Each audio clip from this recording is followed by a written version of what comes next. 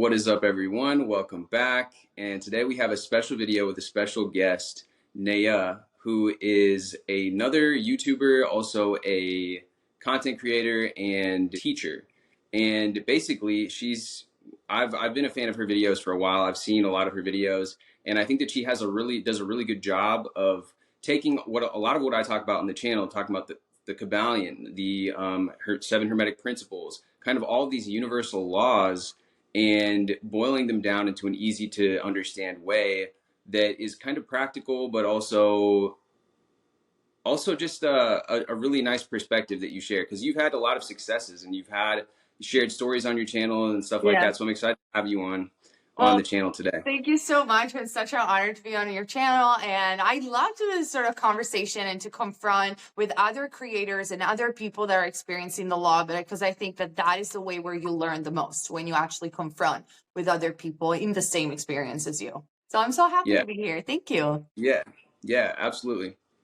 So we were just discussing before we started the video here about the Kabbalion, and you liken the law of assumption to that principle in the Kabbalion, as within, so without, right? Yeah, And 100%. so, yeah, and so I guess if you wouldn't mind kind of sharing some of like kind of your basic understanding of this stuff, like how you think about it in your mind, and kind of things that you feel like, I guess, common questions that you see people ask. Like a lot of the times people will have trouble with whatever various particular area.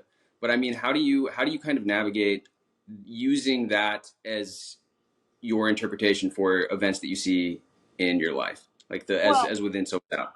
as we did so without, is because when you start, well, first and foremost in your life, you go on in a sort of like, before discovering the law and discovering all these things. So you just go on autopilot when it comes down to your beliefs, the majority of the time. Now, my background is a little bit different from the majority of people, I guess, because I grew up with like a mom that taught me witchcraft, and I was very much aware of as above, so below. So I was always aware that my will has power into this world. But let's say, for example, that I wouldn't have been aware of this. The way I Hmm. would go on about, and even in my case, the way you go on about life is with your belief system. So your parents taught you certain things, the society has taught you certain things, and life kind of seemed to progress in that way. What you expect sometimes is what you get. Sometimes you have good days, sometimes you have bad day, and you can't really define why. Then you find about the law, and they tell you, actually, if you pay attention to your thoughts, that mirrors back into reality. And I assume the majority of people try to test it, even with small little things, and something clicks in them and something starts to change. That is the law. That is as above, so below, as within, so without. It's that moment of the first awakening where you realize, hold on a minute, there is a correlation actually between what I'm visualizing or thinking, which is the same thing at the end of the day, and what I'm experiencing. So I'm not really that much of a victim of my circumstances.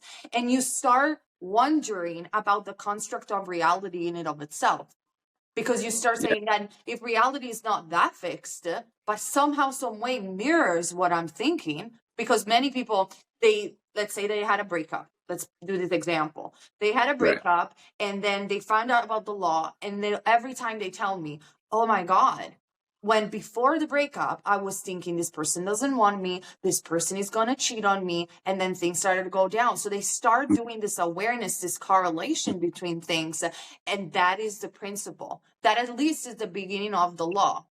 That is as within, so without. Then you got as above, so below, which is a little bit the step ahead, that you realize that your consciousness, it's so much more than your body. It's somewhere in the ether, and it's connected with the creator. Call it infinite awareness, call it subconscious mind. It does not matter spiritually where you're coming from. You understand that there's something bigger than you, that it's in you. And Right. within this awareness and these correlations, that something happens and you awaken at some point and you Mhm. can't go back anymore. Yeah. That's what Yeah. I think. Yeah. Yeah, I agree. I mean, do you have actually, like, even, I guess, if you wouldn't mind sharing, like, kind of when you were growing up, when you first got in touch with that, was it through like learning these things from your mom? I actually Like, got, before my mom even brought it up, I was very, very little. I don't remember exactly the age, probably was around 7, 8 years old, probably, or mhm, maybe a little bit before. And I started to have vivid dreams about things, and then those things started to happen. And mhm, so I didn't know what to do. And it was just trivial things. Like I remember being in kindergarten, and you know, when you're real small and you liked someone and you give him a letter, do you want to be my boyfriend kind of thing, right? I know it sounds so lame to say right now, but that's what happened. So I give it to yeah, this boy in kindergarten, and I dreamed about him telling me no.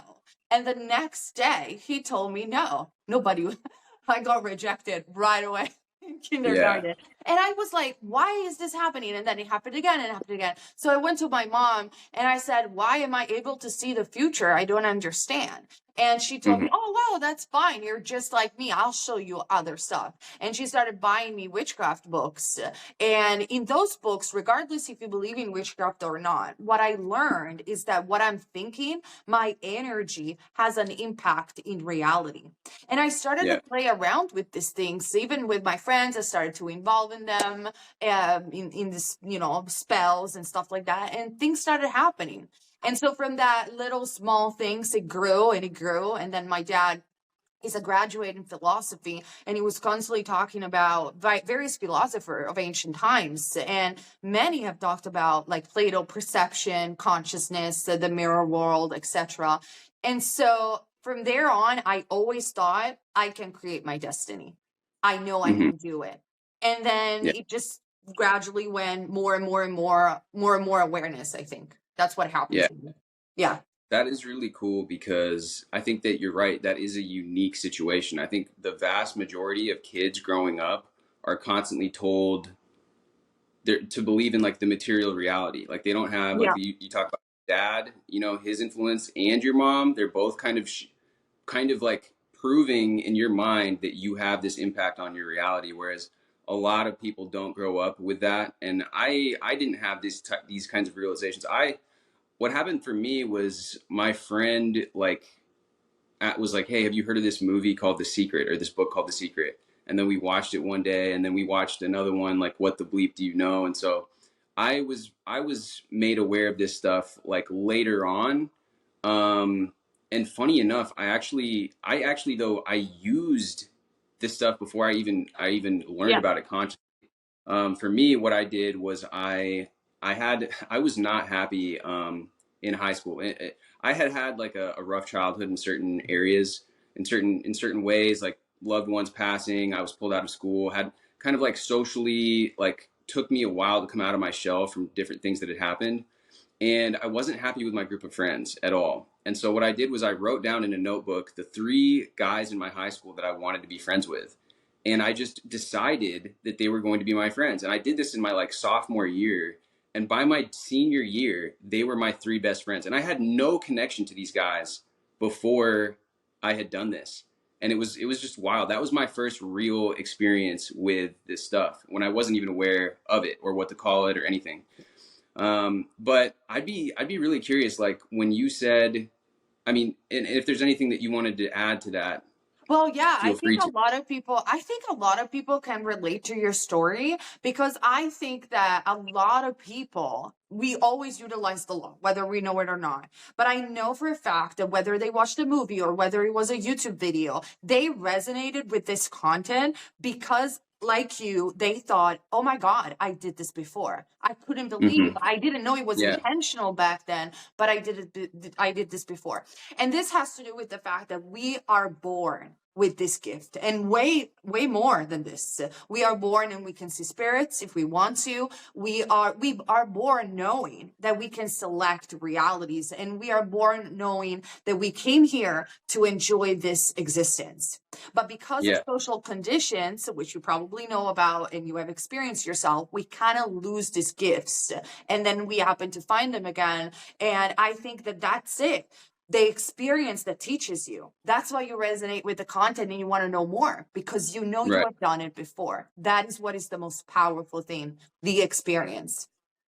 Yeah, yeah, no, I agree. I mean, and it's interesting to me, like certain people, I've done like a personality test on myself, and I'm Hmm. very high. what they call openness. So I'm Mhm. very like open to new ideas, and it is interesting to me that I feel like a lot of people, they think this stuff is like too woo woo or too out there or not grounded in reality or science enough. And other people like go kind of like headlong into this stuff and then just like, are kind of, there's different degrees on the spectrum, but I find myself to be, I'm like very, I'm open to it, and I want to know like all of these different things because it makes perfect sense to me. For example, the laws in the Kabbalion, and like you said, it coincides with my own personal experience. So it's like, yeah, this makes sense.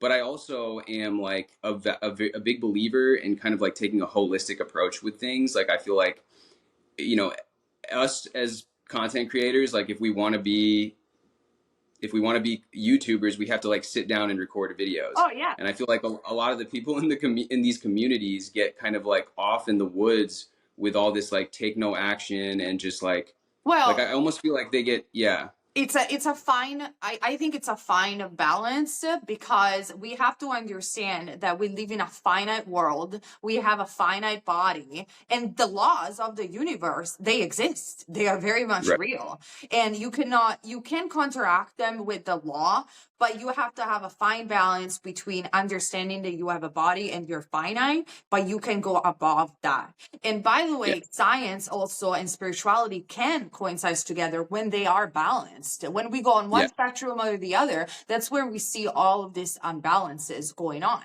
But I mean, hmm, one of the most credible theories that actually we do live in a simulation, because there is no way to prove that we don't. And actually, there is more possibility that we live in a simulation and not. Quantum physics is doing their part when it comes down to perception yeah, and defining the role of the observer. But what is very important to understand is the level of awareness and the level of consciousness. Now, theoretically, you could manifest things without taking actions. yeah, However, right, the amount of energy that it will require you to do that, it's not worth it the majority of the time. And not everybody is at that level of awareness, at that level of consciousness, because I mean, I believe in the stories of in India where there are gurus levitating when they're legit, or the story of Jesus walking on water. These things are possible, but is it possible for everybody? And is it necessary for everybody? yeah, Probably yeah, not. So I think we need to take a very balanced approach, and it makes a lot of sense to, if let's say you want to be a YouTuber, you want to be a famous YouTuber or successful YouTuber, whatever success means to you, doesn't it feel good to do videos? That's the entire point of being a YouTuber. yeah, So why right, wouldn't you take actions, right? So we need to be very balanced and do things that just make sense. We can't, the exactly. Kabbalion says this, not to go completely full, because what is the point of doing that? Right. Yeah, exactly. And I mean, even if you think about like in ancient Egypt, they built those pyramids. They like they had to take Exactly. action to build those pyramids. I mean, you could argue, like I've heard, like, there's theories that they use some sort of sound vibration to build the pyramids or something. But Yeah. even if they were doing that, that's still a form of action. And the way that I think about it is like if you want to listen to Neville, because everyone's like obsessed with Neville, and I think there's so many other great teachers, but for whatever reason, Neville Mhm. has become like the go to for everyone. But if you even listen to Neville's own words, he's like, be, live in the wish fulfilled, or like be the new man, or be the new Exactly. version of yourself. But that version of yourself is going to take different actions. They're naturally going to. If you decide I'm going to like be this version of myself that gets these results, then that version of yourself is going to be doing different habits, different things than the old version of you. So, anyways, it's The a little thing bit is, maybe, you're going to eventually take actions no matter what. Because one time I did yeah, this experiment where I just like completely closed myself inside my house. I was trying to manifest a specific person, and I just meditated for a week straight without like seeing anybody, just lunch breaks and stuff like that. The visualization that I did, they came true. I did this for the specific person, and then I did this with money. They just transferred $10,000 in my bank account, and the bank didn't know where they come from. So those things, really, yeah. I have a story. It's up somewhere on yeah, my YouTube channel. They just transferred it. One day I just woke up and there was $10,000 in my bank account. And I went to the bank and I said, "What is this?" And it's like, "It's yours." And I said, "Where'd they come yeah, from?" "I don't know. They always been there." That's what they answered me. They didn't know where they come from. So those yeah, things that can happen, Did I did it again? No, because it takes so much energy to do that. And anyway, I had to wake up and look at the bank, right? I had to open the door for that specific person to enter. Like, I mean, at some point, you have to take Yeah. action because you're a Yeah. finite person. Yeah, that's true. I mean, for the specific person thing, they just appeared at your house. What They knocked on happened? your What happened? I was visualizing that they will come into my house, and I visualized specifically the color of their coat. Like I've never seen them with this color. I don't know why. It just popped into my head, like instinctual Yeah. visualization. And I was visualizing them sitting on the sofa and telling me certain things. And I visualized it, like Neville said, very vividly, and so on. I didn't have contact with this person. I was blocked at the time. And all of a sudden, one day, between meditation and another, he contacted me, he unblocked me and said, I'm downstairs. And he came, he had the same color of the coat, and he sat in front of me. And I thought, I've seen this scene before. Like, what is going on? What is Yeah. going on? It looked like it jumped out of my head. So That's yeah. everything is possible. Everything is possible. But what is the best way, probably, of handling things? Locking yourself out and meditating? I mean, I have years of experience. I grew up practicing witchcraft. My level of focus is very, very high. You have to be honest with yourself. Do you need to do that? Do you want, like, are you capable of doing that? And is it actually necessary for what you have to achieve? Yeah. I didn't do this for YouTube. For YouTube, I just show up and affirm because that was easier. That was so much easier, more rational. And now I have a baby. I cannot sit and meditate for hours Yeah. just to manifest something, you know? No, yeah, exactly. And I would argue that, I mean, while maybe this could be true in some sort of reality, I mean, it'd be very, very hard for you to manifest being a successful YouTuber without actually having videos that you've Yeah, made. 100%. What I don't could know how that would happen? work. What could happen? Let's say that you don't want to take action necessarily, so you start visualizing that you're a YouTuber, you're a YouTuber, you're a YouTuber. What could happen is that somebody somehow, some way invites you on their channel because they've saw Yeah. you somewhere, and so Yeah. by doing that, you go viral, and then you are inspired to take action to do the channel. Like, I mean, Yeah. things can manifest in very weird ways, but what's the point of doing that when you can Right. just take action? Yeah, You make exactly. it And then easier, you know? yeah. And then I also like, yeah, there's just so many ways you can look at it. But yeah, you're right. I mean, things can happen and the universe is incredibly, incredibly mysterious. And I've had experiences like Yeah. you're mentioning too, of seeing things in a dream and it's almost like the exact same thing happens like the following day or whatever. Do you do like lucid dreaming at all? Oh yeah, 100%. I've did it many times. Well, lucid dreaming is a perfect way to practice manifestation because if Yeah. you practice lucid dreaming, your focus is going to get heightened so much, and you Yeah. realize the conscious effect. Because during lucid dreaming, whatever you think of immediately manifests, right? Yeah. So Yeah. if you can do that, then you're very good at manifesting consciously in reality where Right. there's a bit of delay. Do Yeah. you have a specific practice that you do as far as like when you want to lucid dream? Or Well, the only I took it from Vadim Zealand from Reality Transurfing. So yeah. what he suggests to do, and that's what I do as well. First and foremost, during the day, to wake yourself up, which looks like this: you are washing the dishes, doing your habitual stuff, and you wake up and you're like, "What am I thinking?" So you constantly bring the awareness during the day. And then Mm-hmm. before going to bed, you're going to affirm, I'm going to lucid dreaming. I'm going to be in Yeah. control. I'm going to be in control. And then maybe it's not going to happen the first night, or maybe you wake up in the middle of the night. You do that again a couple of times. It depends. But the more you do it, the more chances it is that you're actually going to lucid dream.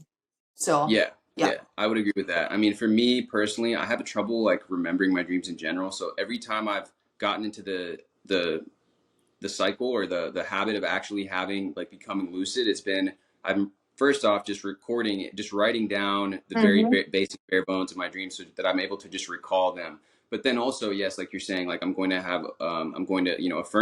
affirm for it. And I do remember that as well in Vadim Zealand's book. Have you read Tufti, the Priestess Yeah, by I him? love it. I Yeah, love yeah, Tiffany. Yeah. that book is really good too. Yeah. Yeah, he's awesome. It's very like I said before, like a very dense material, and I think that maybe certain people that book, for example, is like Yeah. this thick surfing, but I mean, Yeah, I think that his approach is actually, in a lot of ways, maybe healthier than Yeah, Neville's approach, or easier for people to understand because yeah, yeah. Neville uses so much like metaphorical language, and I feel like people take what he says literally, whereas Vadim Zealand will talk literally, and then he's like, Well, "Yeah, this is what you do step by step." Vadim Zealand approach, it's healthy because Vadim is not trying to teach anything esoteric. Vadim is trying to teach a lifestyle that is holistic, that is sustainable, and can Yeah, change and transform your life forever. He explains yeah, just about everything, specific people, how to deal with obstacles, how to find your life purpose is amazing. And I think it's the perfect book for the modern man.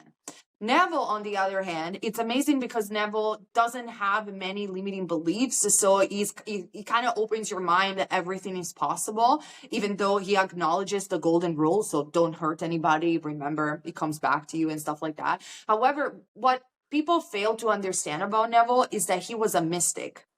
He was trained by a mystic whose name was Abdullah. And so he hmm had very esoteric mystical experiences. I mean, Neville, in some of his lecture, he says he traveled into parallel dimension. His level of focus was so high and he was so trained in this thing. He was an astrologer first. So how many people can actually do that? I don't want to put limiting beliefs on anybody, but I just want people to be realistic for what they want to achieve. If what you want to achieve is, I want money, I want the house, I want to find the love of my life, you don't need to get that mystic, do you?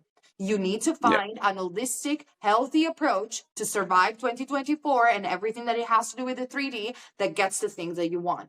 And that's what I think you should go for. If you're more mystic, you want to go towards the unknown, Neville is always there. Joe Dispenza is always there. You can always explore it, but with groundness. Very, very important. Because Neville died of a brain kind of, how is it say in English? Aneurysm.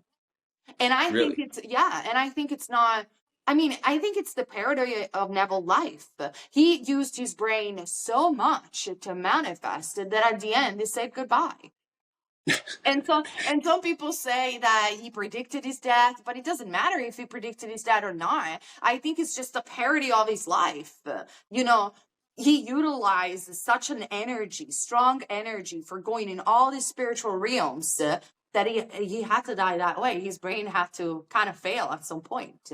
Now, I'm not saying that it's going to happen to you or anything like that. Just try to, yeah, like, if you're watching, like people are watching, try to get what I'm trying to say. right, So, do you need to go all mystic level all the time? No, I don't think you do. I think yeah, that there is a healthier approach, an effortless approach, easier, get things done, and you get your things going. And then if you want to go spiritual, you still have all the time to do that.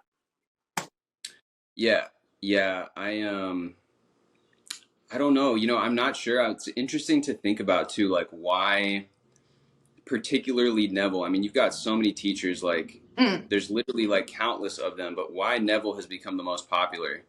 And maybe part of it is just the simplicity, like he's saying, like feeling is the secret, or just the books that he has. I mean, I'm not sure. There's probably many factors that go into it, but it's might be easier for certain people, especially like young people who are like kind of impressionable, to just be like to grab onto that and be like, oh yeah, like this is what I'm going to use, rather than like somebody like Vadim Zealand. I mean, Vadim Zealand, it's like it takes a lot more work to like internalize really what he's saying. But it's more I feel. like, I mean, Neville, it's about you are limitless, you know? You can visualize Yeah. this and you're gonna get it. So Neville is the first awakening. It's like you're limitless. You can choose whatever you want, which by the way, Vadim says the same thing. Yeah. However, Vadim knowledge of quantum physics, because he is a quantum physicist, and knowledge of other aspects of spiritual life and life in general are when, okay, I manifested a few things, I understand this, but then how do I regulate the stuff hmm that happens? Vadim gives you that tools to regulate, to Yeah, understand he what type does. of action, how to deal with your thoughts. It's more layered and it's more Yeah, approachable.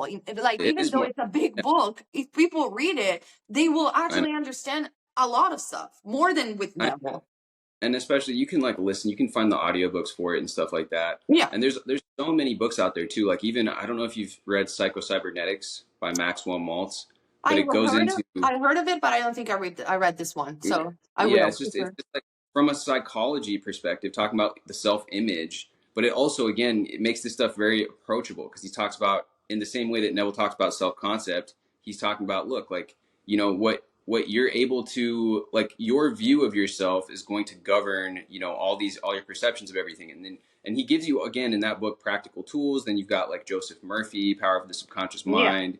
There's just so many teachers. There's so many Florence people, but Commission, she's my favorite. She's the easiest one to understand.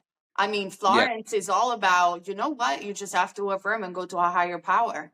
Affirm that you Mhm. got it and you will have it. It's that simple, guys. Like, it's really that Yeah. simple. All the You layers know, is just to handle it better. that's actually an interesting point that you make about the higher power too, because I think a lot of people don't necessarily resonate with the term God just from Hmm. whatever your background that you've grown up with or whatever. And that's why there's other terms you can use, like you said before, infinite intelligence, the universe, source, whatever you want to call it. But is that something, if you wouldn't mind sharing a little bit about like with witchcraft, is that something that you feel like is a beneficial aspect? Are you kind of giving it up to this other power in some of those Well, practices? How does that? you don't give up anything to the other power. In witchcraft, you're taught that to work and utilize energies in the exact way as you do in the Kabbalion. So in the Kabbalion, there is a section after the divine paradox that expresses you the energies and the spiritual realm of existence. So you have the material realm, the mental realm, and the physical realm. Under this realm, there are other 7 layers of it. And for example, in the spiritual realm, there is obviously your soul, but then the other layers are entities like archangels, angels, gods, God. So in witchcraft, you learn that there are all these entities and to work with them and you utilize them at your advantage. The same reality transurfing says with the pendulum. Vadim talks about utilizing the pendulum, thought forms, energy Mhm. to work with them so you Right. obtain what you want. So Yeah. to completely deny the existence of higher forces, you're just stacked in the mental plane, which is true. You can manifest it just with the mental plane, and that's another facet of seeing it. But you are cutting yourself short of a lot of resources if you don't Yeah. allow a higher power and higher powers actually to fulfill your life. So yeah, you Yeah. can do that, Yeah. but it's just No, one I layer. agree. I agree because he also talks about in transurfing like your guardian angel, and he Oh talks yeah. about like giving it to your guardian angel to allow them to Yeah. do some of the work for you, which Yeah. I think can also help a lot with that attachment, that overly Yeah. attached feeling that people have. Is they're like, oh, I need to do this, even if you're thinking from a manifesting perspective. You're like, I have to do the manifesting process. It's all on me, and Yeah. so that can be a lot of pressure for people. So I think that that is very useful. I mean, so you're talking about with the mental, spiritual, And and the physical. physical realm. Do you then like you use specific archangels and things of that nature? For You can example, use when you're doing you can craft use or you can use whatever you want. Your world is your oyster. You can use, and it depends a lot on your belief system. Because yeah, remember, even Vadim says in the book, we're always mentioning Vadim, but he's just the first person that gets in my mind yeah, because you said about the yeah, guardian angel. He says, right, well, they're real. But if you don't believe that they're real, I mean, you can utilize them just as a belief system to make the manifestation process easier. So hmm again, it's all about belief. So yeah, if I believe that everything works and I can utilize all of these energies, then I have a plethora of tools that I can use. If I just believe that it's only going to be myself, that could work too, but like I said, you're cutting yourself from a lot of yeah, resources. So I utilize a lot. I utilizes a lot of God's thought forms. Sometimes you can make a thought form, or you can have your own, like another. For example, some gods are nothing but dimensions of consciousness and thought forms that are fed collectively by a particular country or a particular religion. So for example, Kali, Shiv, those are all dimensions of consciousness that are fed by Hinduism. Or Mm-hmm. if you want to use the Viking gods, the same. They have been fed by collective consciousness. So you can Yeah. utilize whatever resonates with your energy and whatever resonates with you. I love angels. I go always to angels, especially when I'm doing the readings. I love particularly Archangel Michael. But then, I also love the angels that are written in the Solomon seals. So I utilize a lot of the Solomon seals. I've said it many times on my channel because Mm. Solomon was a manifester, a great manifester, and a magician. Yeah. Yeah. So you could do whatever you want. That's the fun of it. Yeah. Yeah. I like in the past I had this there was this woman that kind of like told me about this as well. I don't know if she what I'm not sure exactly what background she had, if it was witchcraft or if it was something else, but I was like praying to Thoth, the Egyptian god, Oh, or yeah. I was Well, like allowing Thoth to like manifest for me. but makes a lot of sense for you because you started this conversation saying how much the Kabbalion was important for you. Well, the Kabbalion, Yeah. allegedly, he's been written by Thoth. And the Emerald Tablets, right? Yeah, and Thoth, it's very interesting because Thoth was the god of the scriptures, of writing and the hieroglyphs, and he was Mm-hmm. married to Ma'at, the principle of justice. They were kind of soulmates together. And in my perspective, they wrote the seven hermetic principle because justice, the cosmic force of the universe that keeps everything in balance, and Mm-hmm. Thoth together, they write down the law. Of course they do. Yeah. They have to. So it makes a lot of Yeah. sense with who you are. See, if you want to utilize any energy outside of yourself, it's very important you stay truth and authentic to your blueprint, to who you are. So Yeah. I resonate a lot with Kali, the mother goddess of India. And I resonate a lot with Frigg, the Viking goddess. You have to do things that are just with you and resonate with you. And then you will see that this kind of forces, they will answer to you in some way, in a personal way, but they will answer to you. And they make manifestation easier. As Florence Golshin says, infinite awareness opened the way for me to get what I want. That's it. Yeah. Yeah. Yeah, no, for sure. I just before I forget, like I guess if anybody watching this is curious about studying more about like witchcraft or stuff, do you have anything like any kind of where would one start if somebody wanted to learn a bit more about this? Oh A my God, there's recommendation? so many. Well, it depends on who you are because there are so many currents. I personally, even though my witch's friend, they mock me for it, but I personally love Wicca. I think it's a great way to start. If from especially there's a writer called Scott Cunningham that wrote it, or Gerald Gardner, who was the creator of Wicca. I think it's a beautiful way to start with witchcraft because it teaches you about the energy, the elementals, the crystals and natures, and it's very pure and it has good intention as a religion. Because witchcraft, Yeah. remember, that can be utilized for good and for bad at the same Yeah. time. Yeah. So my For sure. friend, they mock me because they always say like, oh, it's so cheesy. Like Wicca is so cheesy. But it's not true. Like, don't Yeah. get into this kind of like, if you have like, it's the best one in my opinion to enter this sort of conversation, understand about energy, and do things that are good and not connected to any bad energy or bad entity. Yeah. Because there's a lot Yeah. of fear around that when we talk about witchcraft. And if by Yeah. any shape or form you feel afraid about witchcraft, just go with manifestation only. That's fine. It's good Yeah. too. Right. And I'd be curious, like, is the reason that they kind of say it's cheesy is because it's like more, it's less advanced and like more on the good side of things than Because they're probably the advanced, like darker stuff, right? they are my friend are very advanced, and they're Italian, even though they live abroad. But in Italy, we kind of generated most of the witchcraft as we know today. We're very secret. We have secrets around the spells and things that we do. And Wicca kind of came later, and Mm, they do all sorts of stuff, like you said, because they yeah. don't have this Right. moral code. And so they're like, oh, you're so good and mighty because you're doing the Wicca, and Wicca is the only witchcraft based religion that has rules. So Yeah. they don't like that, but I do like the fact that it's Are got rules. they are they Yeah. are they good at manifesting? Oh yeah. Oof. They're way beyond manifest. They're way beyond manifesting. I mean, I Yeah. got a friend of mine, she's got an esoteric shop with other witches, and she makes the candles and the spells and the oils. She makes up an absolute amazing oil about lucid dreaming. You take it and you Oh, lucid dream. So they are that advanced.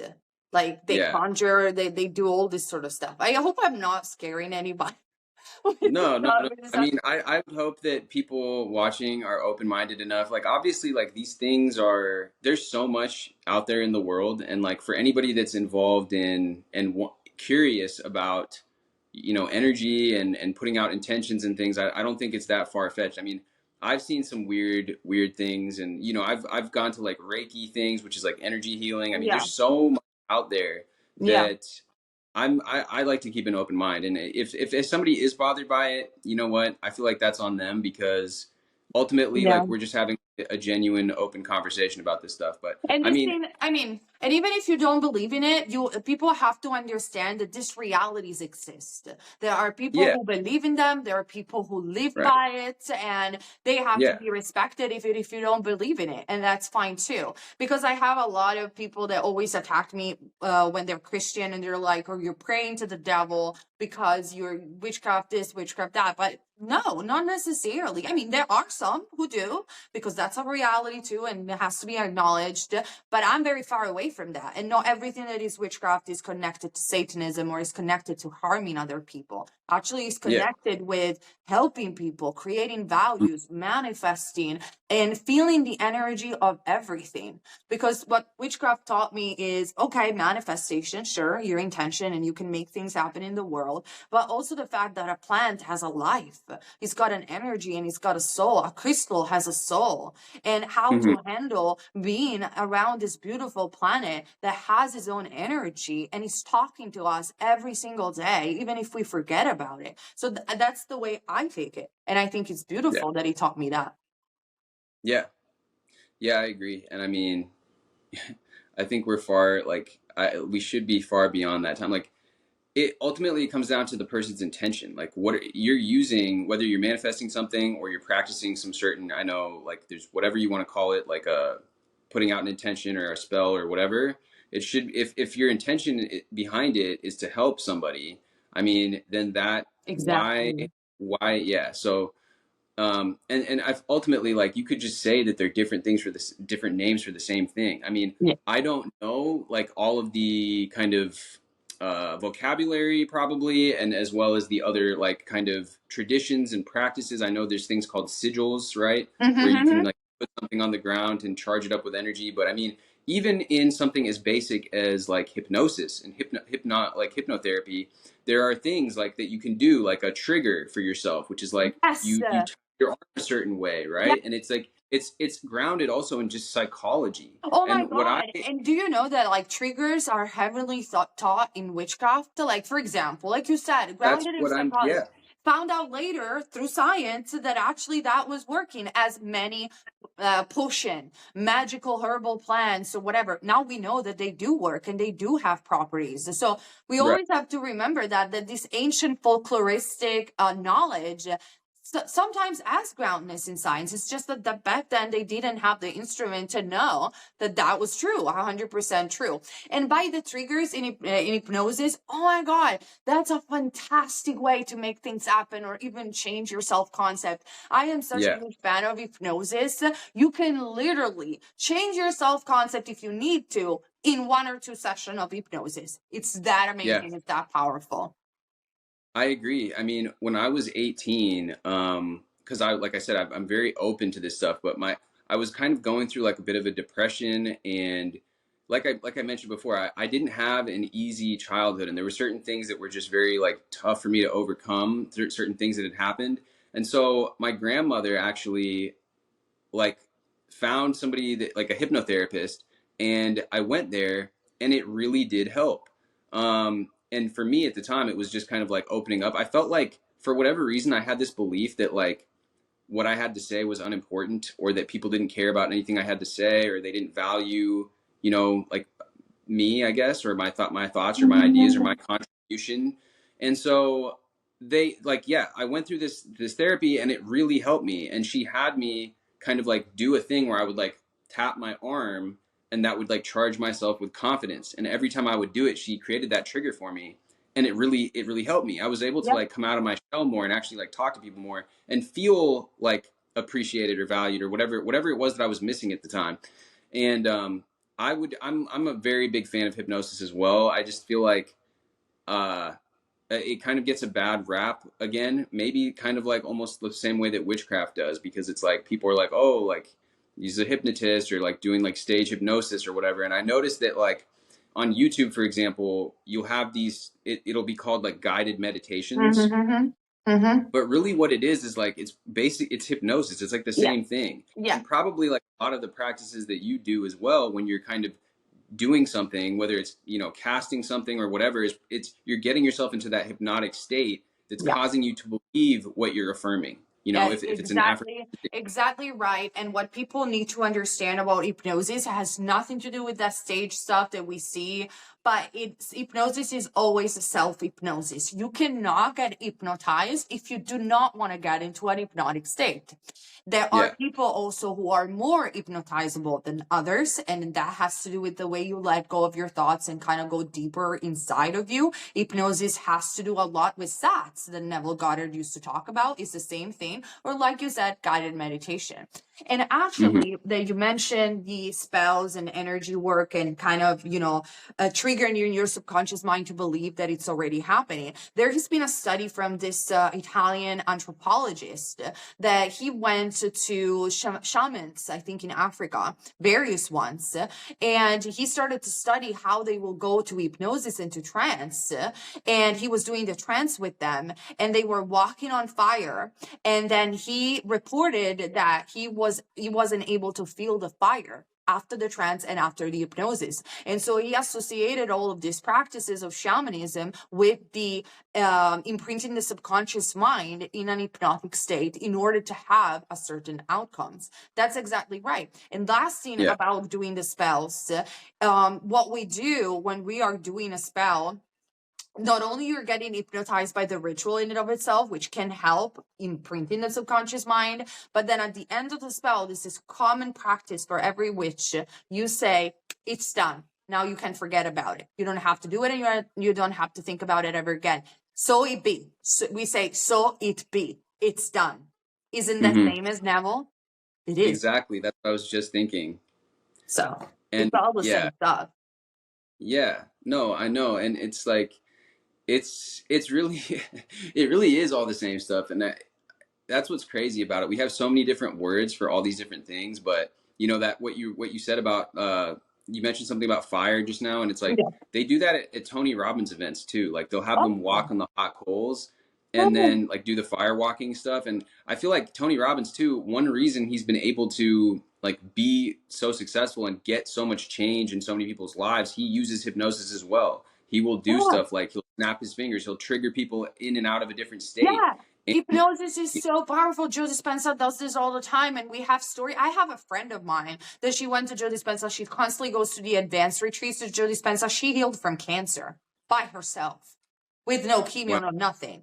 So I mean, and Joe Dispenza is all about hypnosis. If you have ever done one of his meditation, even the one free on YouTube, he goes, see the blackness, the blackness, the blackness, the void, the blackness. And once you're like, he talks in a very weird way, in a very echoey way, you're like in a complete trance. He even does the walking meditation. When you're walking, you're meditating, you're sitting, then you're waking up and walking, and he tells you, you're the new person, you're the new self, you're the new self. You're kind of like getting brainwashed in this trance that you're actually shifting into a parallel reality. And maybe you actually are. So they are all, Yeah. the base is the same, is to trigger the subconscious mind. Hmm. And allow that to the subconscious mind to be suggestible or to be Yeah. receptive to what you're saying, because that conscious mind, that gatekeeper to the subconscious, is always there unless you get into that state, unless you get into it, induce some sort of hypnosis or become into that relaxed state.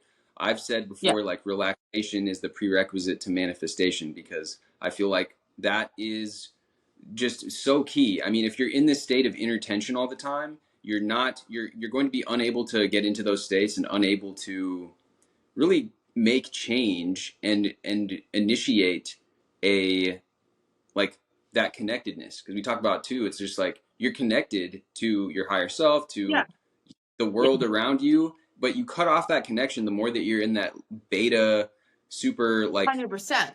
And to make it yeah. easier for everybody, you don't have to do any spell. You don't have to meditate if you don't want to. Let's make it very basic for the majority of people. What you have to do or you can do, and I highly suggest you to do that, you're washing the dishes, 10 minutes to affirm. You're waking up Mm-hmm. in that drowsy state and everybody wants to see their notification on their phone. Snap that hand and affirm before you Yeah. even see the phone. By the way, even for your brain, it's a lot better. It's very unhealthy to constantly stay glued up on our phone. So keep an awareness Yeah. of that. So to Yeah. make it super, super, super easy, everybody can do this. You just have to have a little bit of discipline, tiny bit, a little bit of awareness. You take your dog out. You're thinking thoughts anyway. 10 minutes. Affirm. Affirm while Mm-hmm. you're watching the sky, and you will probably think about your problems anyway. So instead of thinking about your problems and thinking about how difficult they are, or why your SP didn't call you, or why this and that, you affirm instead. And I bet that you're going to see immediate difference if you just do this. It's as Yeah. easy as this. Yeah, and when you're doing those things, I've mentioned this before too. Like my most popular video on my channel is about robotic affirming, Mm-hmm. which is another way. People have been talking about this forever, but I say exactly what you just said. Like while you're doing the dishes, while you're in the shower, while you're walking the dog, because these mundane tasks already have that kind of. You're already kind of in that state where you're Yep, almost in that alpha hypnotic you state are. anyway, and by repeating that, your subconscious is going to be more open to it while you're doing that. And a lot of the times you notice you're driving and you're like, how did I even get here? Because you're in that hypnotic state. You're like, you don't even remember the turns you just took. Yeah. And Yeah. so, yeah. And And you're so, thinking yeah, like, anyway, and people, because they don't pay attention. Now, obviously, not everybody, people that know the law, they're probably doing this already, but I'm talking for the general public.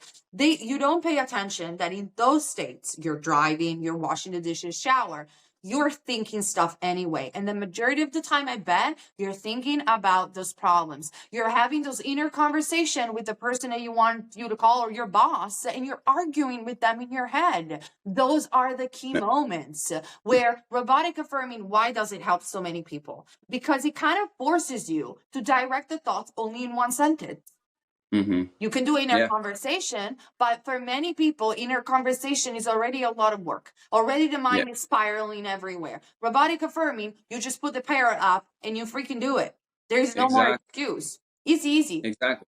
Exactly. It shuts off that logical part where you're like, oh, well, what? And Yeah. people ask me, they're like, oh, can I do like 6 different affirmations? I'm like, do what you want, but honestly, like doing 1 to 2 or 3 at the Yeah. max, because like you said, then you get into parrot mode and you're just like you force your mind to only think that thing.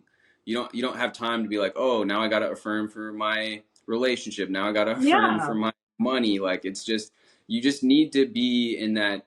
Yeah, the repetition. It And they're going sounds to come it sounds automatic. They're going to come if yeah, you just use, you can do whatever you want, of course, because everybody's different. But if you use just a few, automatically at some point, because you keep repeating it, you will wake up thinking those thoughts. And when you yeah, do that, you are on the yeah, right path. They already are ingrained in you. They're going there. They're going where they should go. So that's so easy to do. And then people don't understand. They think it's hard at the beginning because they have to apply a little bit of effort. But I'm telling you guys, at some point, it's gonna become second skin. Like it's like riding a bicycle for the first yeah, time. Yes, it's difficult at the beginning, but then you forget about it. You know how to do it. Same with thoughts. The same. You will wake up thinking everything is wonderful with no freaking reason. You'll just start thinking that. And then everything will start lining up and you start thinking again, I'm so grateful. Everything is wonderful. It will just, you will start thinking, things will appear. Things will appear, you'll start thinking. It will be like a ping pong, constant ping pong. yeah. And it changes your baseline.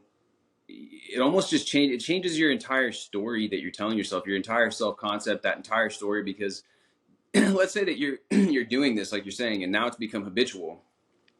Well, it's almost like now when you get in an argument with somebody or something happens that's shitty, you're kind of just like your baseline. You're like, well, you're so used to thinking, well, things are wonderful or things are working out for me that, like I guess it's kind of not that big of a deal. Whereas before, it would have really like triggered you, and you would have reacted to it. And that reacting to things is a lot of the time what causes the problem. I mean, that emotional reaction. I talk a lot about on this channel, on my channel, that, like there's two different ways of being. And this is akin to what Vadim Zeland talks about, or there's three really, but there's that super excited state where you want it so bad, right? The importance is Mm-hmm. super high, super attached, and you just need that outcome. Then on the other side of that pendulum, there is that kind of fearful, anxious, avoidant thing where you're like, oh, like I'm not good enough for it. Like I'm, I don't know if I deserve that. It might be like I might get rejected, whatever, right? But both of those extremes are like symptoms of you not believing that it's normal and natural for you to have it. Because if you were normal and natural about it, if it was a normal occurrence, if you were just like, yeah, that's just, everything works out well, you're going to be in the middle. And that's what they talk about in the Kabbalion too, is that they Yeah. talk about the masters of alchemy and whatnot. There is this rhythm and this polarity that Yeah. exists, but they're able to stay centered and not go too far either way, not experience too high emotions, not experience too low emotions. And that's when you're able to kind of control things from that observer mode, that detached Yeah. state. Yeah. And I love that 100%. about that. 100%. You explained it very, very well. And I think that what people need to remind themselves is they're always manifesting. So let's be practical. What did you do to manifest your life up until this point? I'm sure you got good stuff. You got bad, you got good, as everybody, right? So think about the good stuff for a second. Did you have to meditate so hard? Did you have to do, I don't know, like spells or things like that? I mean, I love those things, but did you have to do it? No. You had thoughts about them. And now let's say you have an iPhone and you love that phone, you always wanted it and you got it, it's yours. Well, you probably don't even think about it that much, don't you? You're like taking it for granted. Sometimes when you have it, you're happy about it, but you're like, oh yeah, I'm grateful that I got it. It takes amazing pictures. I don't know. I'm doing a silly example. But then you're Yeah. kind of No. balanced about it. You're not, oh my God, this phone is amazing. This phone is amazing. And you constantly say it over and over and over and over and over again. No, you Yeah. don't. And you're not even fearful of getting it because you already have it. Same with everything else. So if you stay Mm-hmm. balanced, you buy the pearl of great price, as Neville said, which is, I believe in this concept of the law. I believe that if I think thoughts, I'll get it. So you already bought that belief. That's the first thing. You got it. So if you got it, well, you just affirm, training yourself to believe that you have it. Even if you don't believe in the instant is fine. You're still training yourself to believe it at some subconscious level. And you kind of try to stay balanced every single day. Mm-hmm. Kind of Yeah. remind yourself, of course, I'm going to be so excited when it actually happens in the 3D, but I got it. I got this. Yeah. That's it. Mm-hmm. And it's that balanced approach that is the healthy approach. I think that when you Yeah. see a lot of people that are actually successful in just various areas of their lives, it's like they've always like probably wanted that success, like that's what drove them to it, but they weren't needing that outcome so bad. They don't have that all that neediness surrounding it. And you can tell just by like watching their interviews or whatever that they're very comfortable in their own skin. And probably if they wouldn't have gotten that result, they wouldn't have been all up in arms in despair either way, because they were just comfortable and kind of like naturally they're like, yeah, like I can have this, do this. And I think that that's something that you see a lot. And it's an attractive thing. I think it's attractive Yeah. to people. It's also attractive to the universe itself, because it's like, oh wow, this person, I should give this person this, because they're they're just like they're expecting it in a calm, positive way. And like Vadim Zeland says, there's not those like weird forces. What does he call them?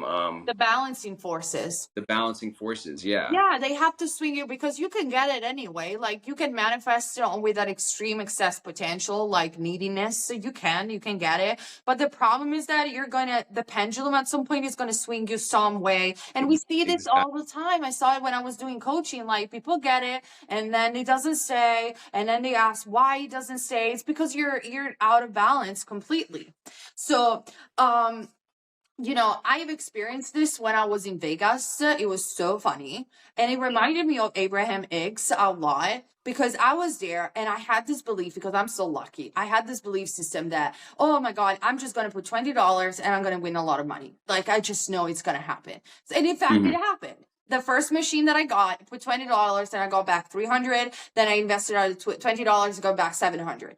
And I was like, oh my God, this is amazing. Of course I'm going to get it. Of course I'm going to get it. And then at some point, when I flew back from Vegas, probably because I was full of dopamine, I don't know. But I was like, I need to get to the casino. I need to do this again. I'm going to have it. I'm going to have it. And I felt in such a needy, like I needed to prove myself that I could win again, that I didn't win any shit anymore. And I was like, oh my God. Then I realized that I was doing that and I let it go completely. I was like, okay, no, let's recalibrate. It doesn't matter. It doesn't matter if I don't win. It really doesn't matter. I'm lucky anyway. And I started doing my usual affirmation. The next time I went back to the casino, constantly winning. My husband plays randomly for fun, wins 3,000 pounds. And it happened the moment where we kind of regulated ourselves. Not that I'm promoting gambling in any way, but it's like, it's so funny. I think it's a very funny thing that I have experienced. Even though I know so much about the law, it's like, it's so easy to go out of balance when you want things a lot. And last thing, reminded me of Abraham, because Abraham constantly say, do things when it is fun. When you feel it's fun and effortless and light. And I just remember vividly being in Las Vegas and I'm having so much fun. Everybody was laughing. Everybody was having a good time. Of course we had to win money. In the moment when we were tired and we were pushing for it, of course it wouldn't have happened. And many people will say that's how casinos work, for sure. But that's the 3D explanation of it. Yeah, no, absolutely. And I think like just even on a larger like that's it makes me think of just like humor and how finding humor in things is a way to make life fun. It's like it is finding the fun even in those shitty situations. I've talked about this on my channel before. If you can find a way to turn a shitty situation into a joke, then you've pretty much are like mastering like life almost at that point. Because then you'll never go into those big troughs and whatever where you're going back and forth so much. So true. Vadim Zeland says this all the time, that if you see everything as a point of advantage, which is like you said, you find the fun out of it, you're always going to be, it's like you're surfing through reality. And in a quantum perspective, like instead of staying on these lower life tracks, the wheel of fortune is going to take you and rise you up on the higher life tracks all the time. And this reminds me of my husband. Oh my God. Like he's just mastered this. Like he's an atheist and he's so logical. He's an engineer. Okay. But he's one of those people that is never bothered about anything, like constant positive mood, just about anything. And for example, the plane tickets. I'm constantly somebody that's like, I manifest first class. Like I have to fly first class or business class. I cannot sleep in economy, whatever. And I create so much resistance sometimes for this stuff. And he was like, why are you creating so much resistance? It doesn't matter. If we got economy, we're going to find 3 places. Everything is wonderful. Doesn't matter where we are. Everything's wonderful. I kid you not, every single time he goes economy, he's got 3 places. And he's like, I don't even need to spend for first class. I'm always happy. Everywhere I go, I'm good. And then I'm like, oh my God, if you guys are naturally like this, never change. Never change. That is the best way to manifest, is to surf through lives. See advantage in everything and make it fun. Best scenario possible. I love that. Yeah. And I like every time I see somebody like that, it's always inspiring to see.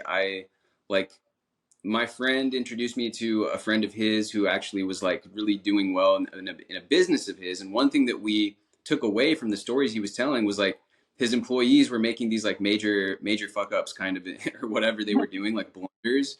And he was just like telling a story about it, like telling a joke about it. And we were just like, that's probably has a lot to do with his success that he's had in business and success in life, like being able to carry that positive energy, find the humor in things, like you said, take the advantage in situations. I mean, it's probably one of the best things that you can do. Yeah. And I mean, you have many ways of seeing life and go on about lives and obstacles. Why do you want to make it complicated and think about the worst case scenario when you have a mind and you can direct that mind if you want to? It's always like you're not losing anything by seeing advantage, by taking it lightly. And I think God doesn't take himself seriously that seriously either, because otherwise he wouldn't have created this fucked up world. Yeah, that's a good point. I mean, yeah. So, well, I don't know. I guess we're closing on this hour mark here. So if All you've right. probably got other things, yeah. So, thank you so much for being here. I feel like this conversation was really awesome. We covered a lot of different things, and yeah, like I think that people are gonna appreciate what we talked about, and just being open minded to all of these different things. And Mhm. there's so much that we covered, like hypnosis. I'd be curious. I guess one last thing that I would be curious about before we end the call is like, do you have experience doing hypnosis? Do you have you ever learned about it, or have you Yeah. done it on your? I've done it on myself. I want to actually do it with a professional therapist, like a professional hypnotherapist. That would be Yeah, amazing. For the moment, I read a lot about it in past lives, especially. I did it myself, and sometimes I saw certain past lives and things like this, but it's very difficult for me to get there. But where I yeah, saw the noticeable effect was when manifesting. So there are a couple of ways to go on about it. You can watch a kaleidoscope and get hypnotized by the kaleidoscope and do the affirmations. I do this on my channel, for example. Wonderful. Wonderful. The affirmation are just going to loop back into your head so easy, and you're still aware. Like, I mean, you're not completely yeah, hypnotized. You're kind of are. It's like when you, on the movies, they constantly put the advertisement before the movie, right? That's the same. Like, advertisement is hypnotizing you. Everybody that has drank Coca-Cola has been a victim of that. So yeah, yeah. that's the same thing that you're doing with the kaleidoscopes. Or I tried obviously the guided meditations and all of this stuff for manifesting specifically a specific person. And I did the hypnosis for that, and I gave it to my best friend to manifest her specific person. Worked like a spell, like a charm. It was incredible. Incredible. Do you have like a specific one that you used for it? I don't use any Um, specific ones. I found a randoms one on YouTube, and then not right now. I'm using the one from an app called Aura because I really like them. They're very short, and the one from Joe Dispenza because yes, he okay. calls them meditation, but they are hypnosis, and I feel the one from Joe Dispenza they're probably the most powerful for me. And you use it for like whatever. That one's more of a general one, right? The Joe Dispenza one. I do have this one about Joe Dispenza. You find it in his course, which is the formula course. At the end, Mm, you have this meditation hypnosis, and he gives the example on that one of abundance. So you do it, you enter to this void state, and at the end, it's like connect to abundance, connect to money, connect to abundance, and it works. okay. Is that course? Do you know if that's like on Mind Valley, or is that something that you have to buy through his website? That course. Unfortunately, it's something that you have to buy, that Okay. one. But I Yeah. mean, you could get around anyway for free. If you go on YouTube, you got one of the longest meditation that is available about him. And Mhm. instead, like you follow him until he says you are in the void, you are in the void, you are in the void. When he stops, you think about abundance. You could get Yeah, around and it would be just the same thing. for sure. So Cool. And then yeah, like for the one on Aura, was that an SP one? no, they want on Aura we're about always money and abundance. Because Okay. now I'm married, so I'm not doing the SP ones that much. Right, right, right. And the one about SP, I found it probably somewhere on YouTube. I must have But it found was it. it was probably called guided meditation, right? Rather Yeah, than yeah, yeah, yeah. But the thing is, yeah, you can understand that it's not just a guided meditation. If it's a little bit longer and it goes really, really deep, like you go deep and yeah, you're almost asleep, that's an hypnosis, guys. That's not a guided yeah, meditation. yeah. I actually have like I'm gonna be releasing this very soon. But it's like an induction basically to get into the state akin to sleep. So Amazing. it's like a relaxing, progressive relaxation, and then it's like at the end I'm like you've now entered the state akin to sleep because a lot of people are like, oh, like I don't know if I'm in it, but Yeah, I yeah, basically yeah. create like a hypnosis for it. So I'm excited to like drop that on the channel. That's But amazing. yeah, And that is going to help so many people. I'm going to try it for sure when you okay, drop it. Awesome. all Love right. this. Awesome. Well, yeah, I loved having you on the channel. It's been a great conversation, and I'm going to leave all of just for everybody watching this, I'm going to leave all of her links down below, like YouTube, whatever. And with that being said, much love as always. Thank you guys for tuning in, and we will see you guys in the next video. Bye. Thank you.